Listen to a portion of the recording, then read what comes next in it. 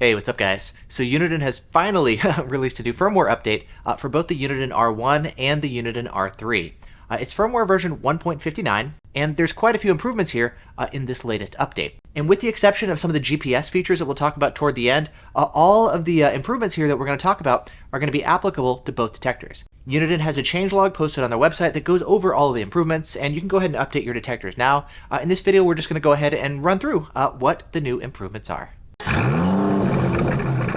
So starting off, let's begin by talking about the K-block features here to help improve the BSM filtering of the detector. Well, there's now a second K-block option to help deal with some additional false alerts from maybe some Hondas and Acuras, for example, at 24.168. The original K-block that it had was just 24.199, which was very helpful, but not sufficient. And so now, for that reason, they've renamed K-block to K-block 1, while they've added a second K-block 2 option. They're also changing the default settings. Before, it used to be set up to block weak signals like this, which was actually my preference, but now they've actually set it to a more aggressive option to just block all signals regardless of signal strength. Additionally, Uniden says that they're improving the reactivity delay on K-band against quick trigger shots, which is very nice. Next, we've got some improvements for MRCD as well. First off, Uniden says that they've improved the MRCD detection as well as the false alert filtering here with this firmware. Additionally, any MRCD-specific menu options are going to be hidden unless you actually have MRCD enabled in the first place. Uniden has also changed the default MRCD tone. It used to be tone 6, and now they've changed it to tone number 2. That's the standard K-band tone, and so if you do want a different tone specifically for MRCD, you can go in here and change it to something else. Next, they've also renamed the text for the Bogey Tone in the menu to KA Bogey Tone, just to be more clear. There is no option here for K-band Bogey Tones the way there are for some other detectors like the R7, but we now have a better idea that this feature is specifically for KA band.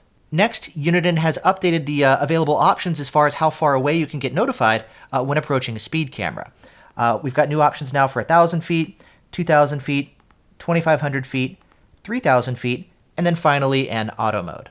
Additionally, if you pick up a speed camera while you're also simultaneously getting a radar or laser alert, the radar band and frequency information will be shown on the right side of the screen, while the remaining distance to that POI, like your speed camera, will be displayed on the left side of the screen. And Uniden says that they've also added a pass chime, effectively a beep, to let you know when you're passing a speed camera, for example.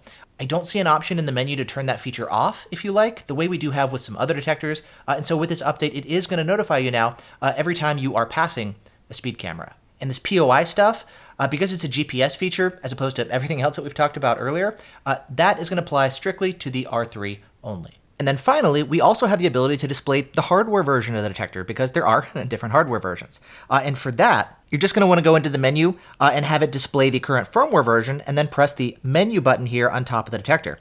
I've got the original hardware version of the R3, and so it displays 0.0.0. And when I try the same thing here with one of my Uniden R1s, you can see this one actually displays hardware version 0.0.63. Personally, I'm also really curious to hear what the other options are as far as the different hardware versions that it can display. And so if you're seeing something different, definitely let me know down in the comment area.